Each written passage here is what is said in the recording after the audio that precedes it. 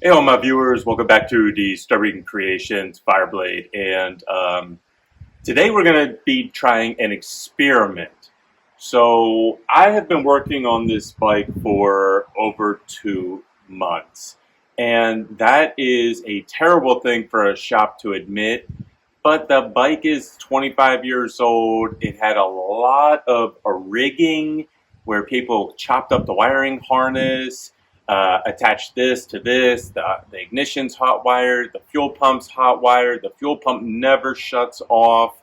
It continuously floods the carburetor. Now that I cleaned and rebuilt the carburetor for this person, the fuel just flows so quickly. Where before, because the carburetor was so stuffed up and because the petcock was almost closed with junk from inside the gas tank, it was only allowing a little bit of gas to barely run. It was running so lean that it couldn't even keep up with itself. But now that everything's fixed, now we are getting to the problems. So what I'm saying is, if you have a problem, don't rig it by bypassing your wiring harness. You need to do the right thing.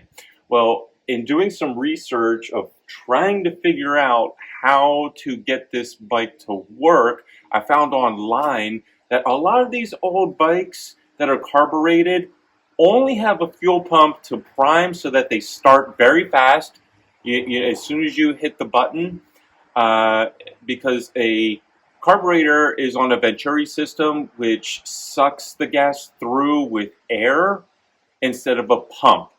Now, I know that some of these bikes have a fuel pump on the carburetor, but it's only for the 3 seconds to prime the bike to start, so you're not wah, boom.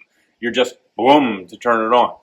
And the second thing is that sometimes the tank where it sits, the petcock is a little lower than where the carburetor is. So the carburetor's here, the petcock is probably down here.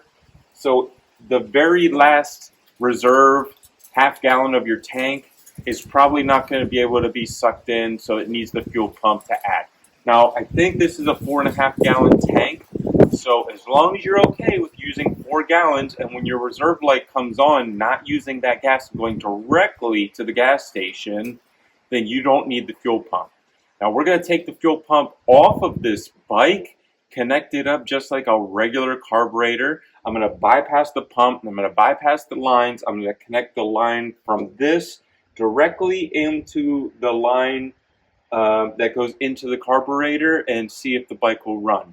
If the bike runs like that, then I'm going to put the fuel filter in between that line and send it, because let me bring you in and show you what I'm actually dealing with. So we are going to bypass the fuel pump right here, and what I'm going to do is I'm going to take the line from the tank and then connect it directly into this. So normally the line from the tank will go to the filter. Filter goes to the pump.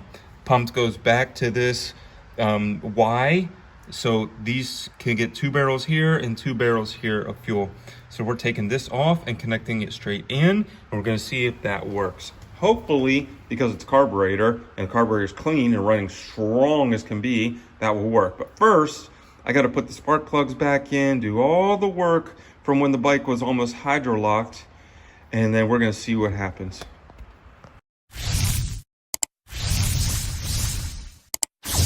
All right, so there it is. It does work. It does work. Take the fuel pump off. It took me a little bit of time to cycle the gas up, to get the bowl to be ready. I had to mess around with the choke. The bike hasn't run except for with the fuel pump.